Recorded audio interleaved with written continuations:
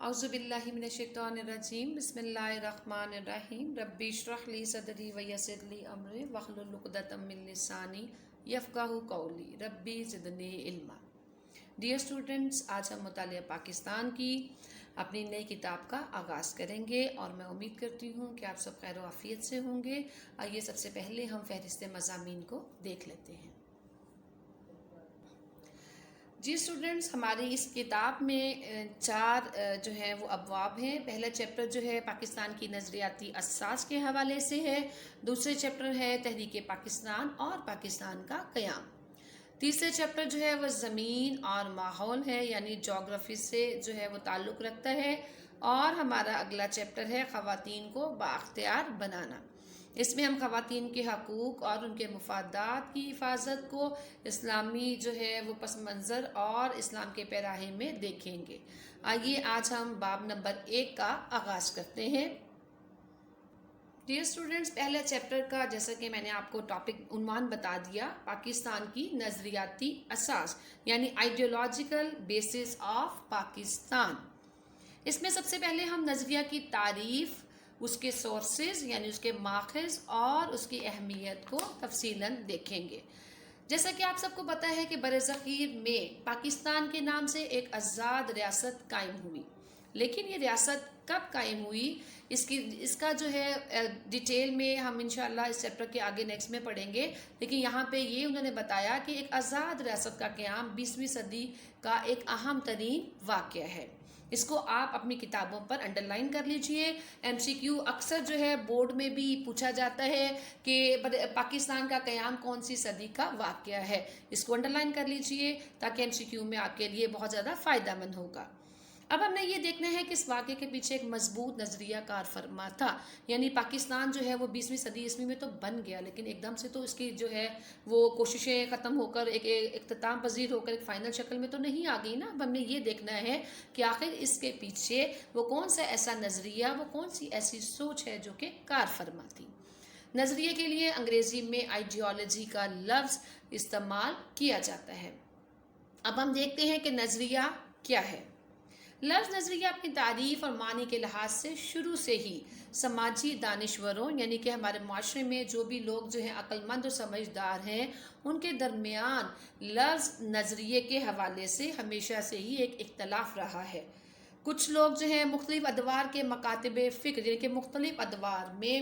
مختلف لوگ جو ہیں اسکول آف تھاٹ سے جو تعلق رکھتے ہیں اور جو مختلف تحقیق کیا کرتے ہیں مختلف سبجیکٹس کے حوالے سے بھی، اور وہ یہ لکھتے ہیں اپنے اپنے انداز میں کہ معنی کے لحاظ سے نظریے سے مراد سوچ یا مقصد ہے، جبکہ اصطلاحی معنوں میں نظریے کی تعریف اس طرح سے بھی کی جا سکتی ہے، یعنی کہ اگر ہم سوچیں اور دیکھیں تو نظریہ کے معنی جو ہیں وہ بنتے ہیں ایک سوچ، ایک ارادہ یا مقصد، لیکن ہم نے اس کو اصطلاح میں بھی دیکھنا ہے کہ آخر نظریہ کی تعریف کیا بنتی ہے،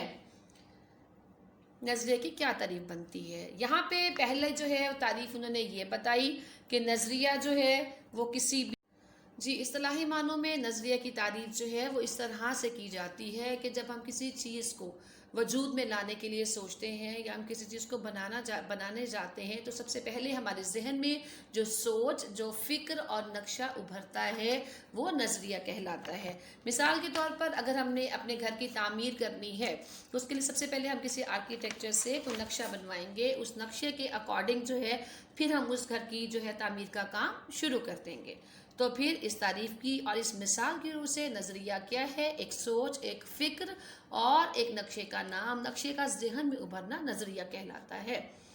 دوسری جو ہے تعریف اصطلاحی معنوں میں وہ نظریے کی یہ ہے کہ کسی بھی مقصد کے حصول کے لیے بنایا گیا فکری خاکہ نظریہ کہلاتا ہے، یعنی آپ کے ذہن میں جو سوچ اور جو خیال آ جاتا ہے نظریے کے حوالے سے، آپ ایک سکیچ تیار کر لیتے ہو تو اس کو جو ہے وہ نظریہ کہا جاتا ہے۔ کسی خاص مقصد کے لیے کسی قوم کی اجتماعی سوچ کا ایک بات پر متفق ہو جانا بھی نظریہ کہلاتا ہے، جیسے کہ 1857 کی اگر ہم دیکھیں تو جنگ آزادی میں ہندوؤں اور مسلمانوں نے مل کر انگریزوں کے خلاف یہ لڑائی لڑی، یعنی کہ کچھ لوگوں کا کسی مقصد کے حصول کے لیے اکٹھے ہو کر ایک اجتماعی سوچ پر متفق ہو جانا نظریہ کہلاتا ہے۔ یہ مثال میں نے آپ کو اس لیے دی تاکہ یہ معنی آپ پر بری طرح واضح ہو جائے۔ ایسی بات جو لوگوں کو متحد کر کے اس کے حصول کی کوشش پر آمادہ کرے۔ اس سلسلے میں ہم جو ہے برصغیر کے مسلمانوں کی اجتماعی کوشش جو کہ انہوں نے حصول پاکستان کے لیے کی، اس مثال کو ذہن نشین کریں تو پھر ہمیں نظریے کی جو ہے یہ تعریف بخوبی ہم اس سے واقف ہو جاتے ہیں۔ یہ چاروں طرح کی جو تعریفات انہوں نے نظریے کی ہمارے سامنے رکھی، ان کی روشنی میں اگر ہم دیکھیں تو ایک پراپر ایک ڈیفینیشن جو ہے نظریے کی وہ یہ بنتی ہے کہ نظریے سے مراد ایسا ضابطہ یا پروگرام ہے جس کی بنیاد فلسفہ و تفکر پر رکھی گئی ہو اور انسانی زندگی کے مختلف پہلوؤں مثلاً سیاسی، معاشرتی اور تہذیبی مسائل کے حل کے لیے کوئی لائحہ عمل بنایا گیا ہو۔ عزیز اسٹوڈنٹس، آپ نے اس تعریف کو جو ہے وہ انڈر لائن کرنا ہے۔ نظریے سے مراد ایسا ضابطہ یا پروگرام ہے۔ اکثر جو ہے پیپر میں یہ سوال بھی آتا ہے کہ نظریے کی تعریف بیان کریں، تو آپ نے اگر تعریف پوچھا جائے تو آپ نے شارٹ کوسچن کی فارم میں یہ سوال آتا ہے، آپ نے اس 1.5 لائن کو انڈر لائن کرنا ہے۔ اور اگر پوچھا جائے کہ اصطلاحی معنوں میں نظریے کی تعریف بیان کریں تو ابھی جو 4 پوائنٹس اس سے پہلے میں نے آپ کو بتائے اس پہ آپ شارٹ کوسچن لکھ لیجئے کہ اصطلاحی معنوں میں نظریے کی تعریف یوں بیان کی جاتی ہے۔ اگر آپ سے پوچھا جائے کوئی سی 2 بتا دیں تو آپ 2 لکھیں گے، اگر 4 پوچھی جائیں گی تو 4 کی 4 لکھ دی جائیں گی۔ اب ہم دیکھیں گے نظریے کے ماخذ کیا ہیں، سورسز آف آئیڈیالوجی، یعنی نظریہ جو ہے وہ کیوں کر اور کیسے وجود میں آتا ہے۔ ٹھیک ہے، نظریے کے ماخذ جو ہیں وہ درج ذیل ہیں۔ مشترکہ مذہب یعنی کامن ریلیجن، مذہب بعض عبادات کا مجموعہ نہیں ہوتا بلکہ وہ کسی قوم کی پوری معاشرتی زندگی کا عکاس ہوتا ہے۔ 19ویں صدی میں برصغیر پاک و ہند میں کئی ہندو تحریکوں مثلاً آریہ سماج اور برہمو سماج وغیرہ نے جنم لیا۔ ان تحریکات کا مقصد ہندوازم کی اشاعت، ہندوازم سے مراد ہندو مذہب کو فروغ دینا اور مسلمانوں کو نیچا دکھانا تھا۔ یہ جو آریہ سماج ہے ان کے بانی پنڈت دیانند سرسوتی نے تو بہت حد کر دی۔ انہوں نے شدھی کے نام سے ایک پروگرام یا تحریک شروع کی جس کا مقصد غیر ہندوؤں کو زبردستی ہندو یعنی شدھی جو ہے یعنی ہندو ذہن کے مطابق پاک صاف ان کو بنانا تھا۔ برہمو سماج کا بانی راجہ رام موہن رائے بھی مسلم دشمنی میں مسلمانوں کے خلاف تقاریر کیا کرتا تھا،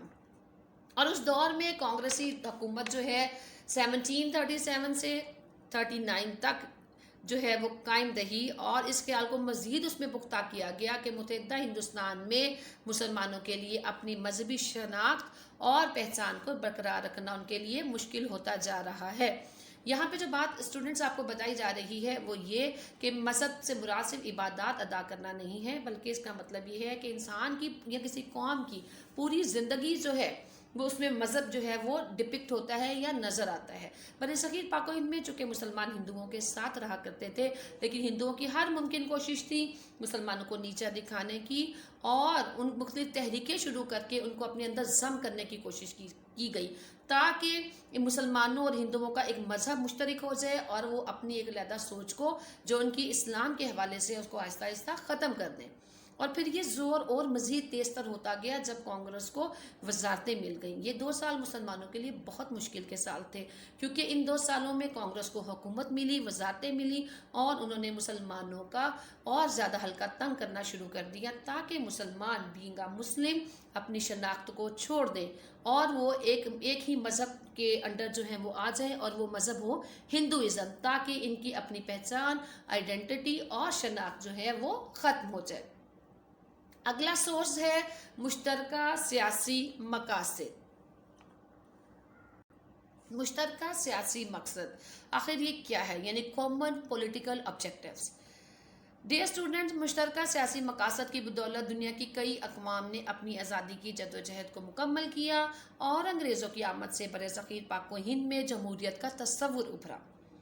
جس میں حکومتی نمائندوں کا انتخاب ووٹ کے ذریعے عمل میں آنا تھا، یعنی کہ جمہوریت سے مراد یہ ہے کہ ہر ایک کو یہ حق دیا گیا، آزادی رائے کا حق دیا گیا کہ وہ ووٹنگ کے ذریعے اپنے جو ہے نمائندوں کا چناؤ کر سکتے ہیں۔ آبادی کے لحاظ سے مسلمان برصغیر پاک و ہند میں بہت کم تھے، اقلیت سے مراد ہے تعداد میں کم ہونا، لہٰذا حکومت میں مسلمانوں کا حصہ بھی بہت تھوڑا تھا۔ ظاہر ہے ان کی تعداد کم تھی، اس لحاظ سے ان کے نمائندے بھی تعداد میں کم سلیکٹ ہوتے۔ نئے سیاسی نظام میں جو شعور دیا اس کی وجہ سے مسلمانوں کا تشخص ابھرنے لگا، یعنی مسلمانوں نے انگریز جب برصغیر پاک و ہند میں آئے تو جمہوریت کا تصور ابھر کر سامنے آیا۔ چونکہ مسلمانوں کو بھی یہ جمہوریت کا حق، یعنی کہ اپنی بات کہنے کا حق دیا گیا، اس وجہ سے مسلمانوں کے نمائندے بھی ابھر کر سامنے آئے، جس سے لوگوں کو پتہ چلا کہ آخر مسلمان بھی ایک قوم ہے اور مسلم لیگ جو ہے مسلمانوں کی واحد نمائندہ جماعت ہے۔ اس طرح مسلمان جو ہیں